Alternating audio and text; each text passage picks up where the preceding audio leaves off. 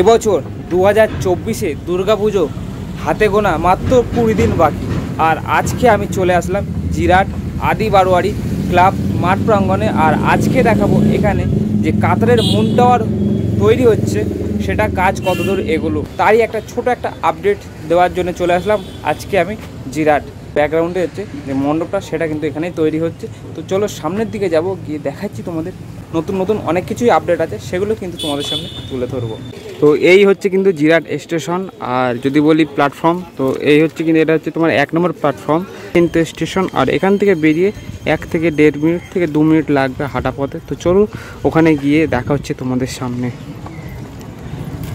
এই হচ্ছে কিন্তু যে জিরাট বাজার, এই বাজার দিয়ে হাঁটতে হাঁটতে আমাদের যেতে হবে বেশ কিছুটা রাস্তা। সামনে গেলেই কিন্তু জিরাট বাজারের একটা দুর্গাপুজো হয়, ঠিক তার পাশ থেকে রাস্তা চলে গেছে, সেই রাস্তা সোজা এগিয়ে যেতে হবে আমাদের আদি বারোয়ারি যে ক্লাব আছে সেই ক্লাব মাঠ প্রাঙ্গণে। আর সবেমাত্র কিন্তু এখন আমি চলে আসলাম মুন টাওয়ারের সামনে। এখান থেকে যদি তোমাদের টাওয়ারটা দেখাই তবে কিন্তু বেশ এরকম দেখতে লাগে। আর বাসের যে কাজটা সেটা কিন্তু সম্পূর্ণ শেষ হয়ে গেছে। এবার এখন যেটা শুরু হয়েছে বাটামের কাজ, মানে বাটামের কাজটা শেষ হয়ে গেছে। এরপরে কিন্তু পড়ছে তোমার যে প্লাইয়ের যে কাজ সেগুলো কিন্তু শুরু হয়ে গেছে। আর সামনেটা দেখছি কিন্তু বেশ বড় একটা স্টেজ টাইপের করা হয়েছে, মানে মাঠে পুরো জল ভর্তি, আর সেই কারণে কিন্তু একটা স্টেজ করা হয়েছে। এবং এইদিকে দেখছি বিশাল বড় একটা মার্কিং করা হয়েছে। আশা করি এগুলো সম্পূর্ণ তোমার কিন্তু আর কি সব ওই কাঠ দিয়ে আর কি এটা স্টেজ টাইপের করা হবে। তো চলো সামনের দিকে যাব, গিয়ে দেখাচ্ছি তোমাদের কোন জিনিস দিয়ে আর কি পুরো মণ্ডপটা প্রস্তুতি চলছে, মানে মণ্ডপের সামনের যে অংশটা সেটাতে কি ব্যবহার করা হচ্ছে। এখন কিন্তু আমি চলে আসলাম যে মণ্ডপের সামনে যে স্টেজটা তৈরি করা হচ্ছে ঠিক তার উপরে। এখানে কিন্তু দেখছি যে কাচের যে অংশটা দেখছো এটা কিন্তু কাচ না, এটা হচ্ছে তোমার ফাইবার গ্লাস টাইপের। আর এর সাথে কিন্তু আরেকটা সিক্রেট একটা জিনিস যেটা আমার চ্যানেলেই দেখতে হবে একমাত্র, সেটা হচ্ছে কিন্তু এর সাথে সাথে কিন্তু এখানে দেখছি যে লাইটস, এই দেখো এই যে লাইটগুলো কিন্তু সব নিচের দিকে রাখা হয়েছে। এই লাইটগুলো আর কি পুরো বর্ডার দিয়ে কিন্তু খুব সুন্দরভাবে তৈরি করা হয়েছে। এখানে কিন্তু দেখছি যে ফাইবার যে গ্লাস এগুলো কিন্তু দুটো কালারে ব্যবহার করা হচ্ছে, এক সিলভার কালার টাইপের আর একটা হচ্ছে কিন্তু গোল্ডেন কালার টাইপের কাজ যেটা ব্যবহার করা হচ্ছে। এবং এদিকে দেখছি কাকুর হাতে কিন্তু এটা আছে যেটা গোল্ডেন কালারের কাজ। আর এর উপরে একটা পেপার টাইপের করা আছে, এই যে এই পেপারটা কিন্তু তুললে দেখতে পাবে কাচের মতন কিন্তু দেখতে লাগবে। এবং এখানে কিন্তু দেখছি ত্রিপল টানিয়ে কাজ করা হচ্ছে যাতে আর কি বর্ষার জন্য অসুবিধা না হয়। এবং কিছু মিস্ত্রি কাকু যারা কাজ করছে কিন্তু বেশ অনেকটা উঁচুতে উঠেছে, মানে একদম উপর থেকে আজকে থেকে এটা আর কি কমপ্লিট করার চেষ্টা করা হচ্ছে।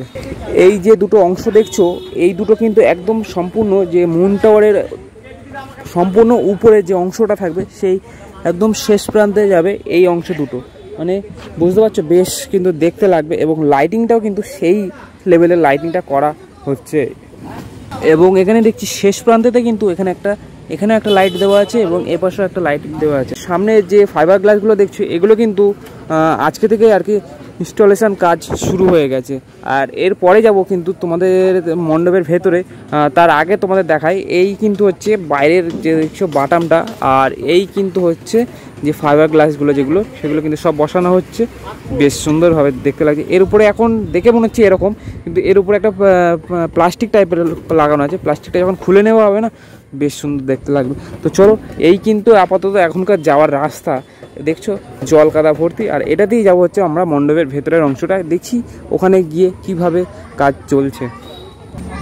অনেক কষ্ট করে কিন্তু নদীর যেটা ছিল এটাকে পার হয়ে আমি চলে আসলাম মণ্ডপের ভেতরের অংশ। আর ভেতরের অংশটা যদি দেখায় এখান থেকে কিন্তু বেশ দেখতে লাগছে ওয়াও, একদম সে কলকাতার যেসব মণ্ডপগুলো হচ্ছে না ঠিক সেই আদলে কিন্তু পুরো মণ্ডপটা হতে চলেছে, আর বেশ সুন্দর দেখতে লাগছে।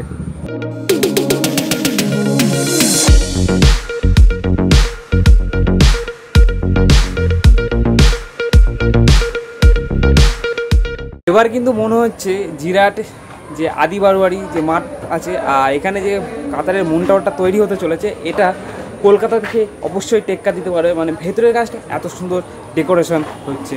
চলো ভেতর দিকে যাই, গিয়ে দেখাচ্ছি তোমাদের ভেতরের অংশটা। যদি তোমাদের দেখাই তবে কিন্তু এখান থেকে যেতে হবে আমাদের ভেতরের অংশটা কিন্তু বেশ সুন্দর, একদম সম্পূর্ণ কিন্তু সেই কলকাতা স্টাইলের মণ্ডপটা হতে চলেছে।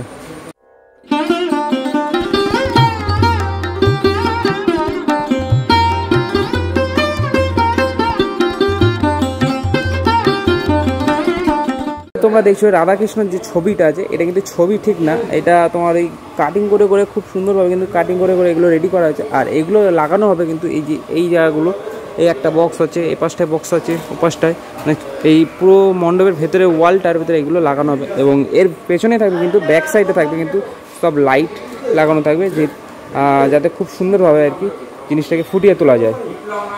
মণ্ডপের বাইরের অংশটা তোমাদের দেখাচ্ছিলাম, কিন্তু ফাইবার গ্লাস ব্যবহার করা ছিল, ঠিক এই কিন্তু সেই ফাইবার গ্লাস যেগুলো কিন্তু মণ্ডপের বাইরের অংশ সব ব্যবহার করা হচ্ছে।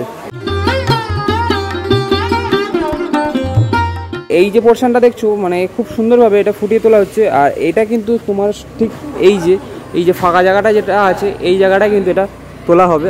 এইটার ভেতরটাই কিন্তু সম্পূর্ণ লাইটটা ব্যবহার করা হবে, যে লাইটের যে ঝাড়টা সেটা কিন্তু এর ভিতরে ব্যবহার করা হবে।